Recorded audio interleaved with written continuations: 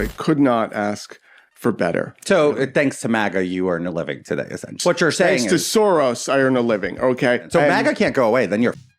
What? There's no career for you if MAGA goes away. Oh my God, that would be. I really would love that. This is a lifeline. Put me out of dude. I mean, that would be amazing. If white supremacy went away, what would we do? What would we do with that? So you're saying that everybody that's a MAGA supporter is a white supremacist? No, I'm saying that it's not a deal breaker. Comedian Walter Masterson went on George Santos's podcast and spoke nothing but facts. There is no evidence that there's white supremacy at large in this country, specifically in MAGA uniquely. Wait. Right? No, there is no evidence of white supremacy 100. And we've had this argument a lot. Yeah, racism in this country, and I support that. The notion that white people are supreme in America. I literally have an interview with Patriot Front, like that I just did the other day. They came to see Donald Trump and J.D. Vance speak. If you somehow have no idea who Patriot Front is...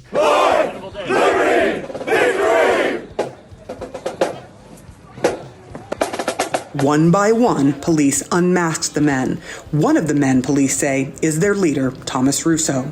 He, along with his group Patriot Front, came from out of town and brought with them a nasty racist past. This group didn't just come out of nowhere. They're not new. Researchers that track hate say Patriot Front is an offshoot of a group called Vanguard America, whose alleged leader, Thomas Russo, attended the White Supremacists Unite the Right rally in Charlottesville. Jews will not replace us! 31 people have been arrested this weekend in Idaho, facing charges for conspiracy to riot. Police detained the members of white supremacist group Patriot Front near a Pride event.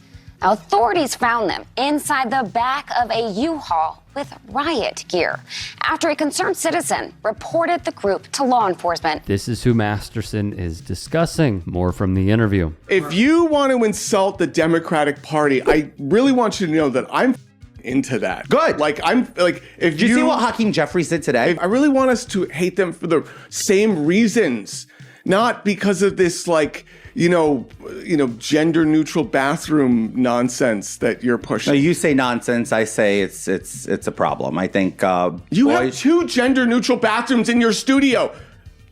You only have gender neutral bathrooms here. We're here. all working adults here. I came in, I went to use the bathroom, and I was like, wait, both bathrooms are gender neutral. And they're not even marked.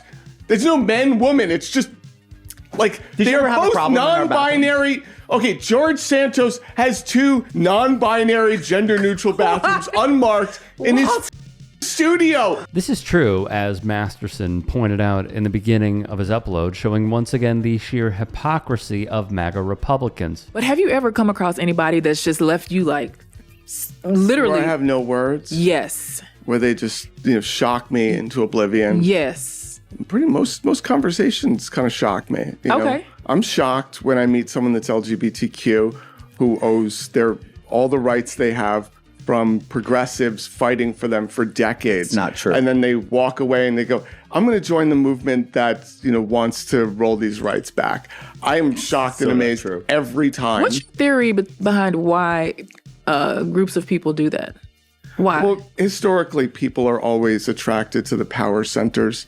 So there's always people like George Santos, right? There's always people like him. This is where Santos gets really ticked. Let's move past the fact the former congressman, real name George Anthony DeValder Santos, was charged with a bevy of crimes by the Department of Justice, which featured 1 count of conspiracy to commit offenses against the United States, 2 counts of wire fraud, 2 counts of making materially false statements to the Federal Election Commission, or FEC, 2 counts of falsifying records submitted to obstruct the FEC, 2 counts of aggravated identity theft, and 1 count of access device fraud. In addition to the 7 counts of wire fraud, 3 counts of money laundering, 1 count of theft of public funds, and 2 counts of making materially false statements to the United States House of Representatives that were charged in the original indictment. Santos is due back in federal court, or at least was, in October of 2023, because, of course, let's move past the fact that Santos, while claiming innocence, pled guilty to fraud and deceived many by stating he was not a Brazilian drag performer. He was. That he served as a producer on Spider-Man the Musical. He wasn't. His claim of being a volleyball star, seasoned Wall Street financier and investor, being a Jew, said he was a victim of a mass shooting. None of those are true. And then the puppy bad checks fiasco. This man lies through his teeth for a living. Masterson would bring up Santos, being a gay man, is serving as a puppet for the Republican Party because they will always platform and elevate voices who are in the community that will gladly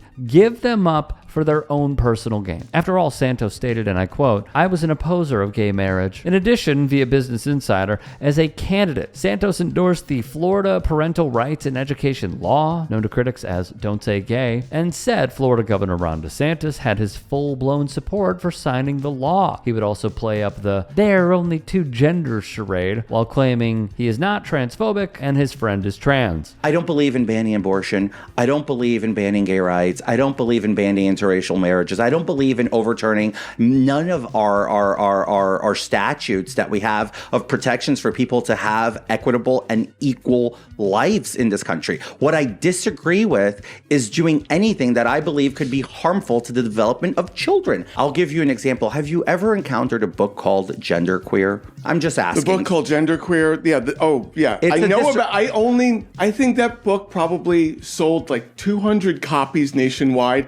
And after Marjorie Taylor Greene got Marjorie. It wasn't Marjorie. Once the Republican Congress people got their hands on it. It was a school board in Texas. They sent it to every single person. They showed pictures of it on the floor of Congress. Why did they do that? I was the one who did the picture of it. I don't think anyone was ever going to read that book ever until the Republican Congress people got up and were like waving it around. It got the attention of a parent in a school board, I believe in Texas, to which took it to the open mic night at a school board in Texas and said, look, I saw this book. I didn't think much of it. And then I just started going through it. And then there's like literally. Do you want to age restrict books in school? I don't think. You want to age restrict? Don't we restrict porn? Don't we restrict porn and pornographic material? There was a book I saw in the children's library where like these two daughters like take turns having sex with their dad and everything. It was like crazy. That's gross. I don't even know that it. That's gross. The Bible.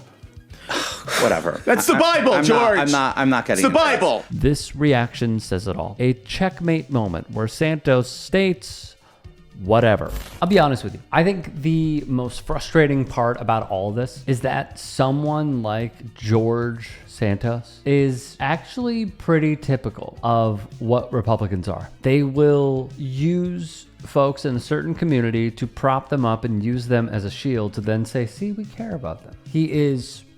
Walter didn't, he sort of wanted to frame his rhetoric in a certain way, which I understand, but I have no problem calling George Santos a grifter. Overall, going into the Lion's Den is hard. It is incredibly difficult. And I think Walter did not sink but swam. He defended his positions quite well. And I thought he did a really good job considering that you have a professional gaslighter in George Santos. So we will leave the full interview in the discussion podcast session in the description box below.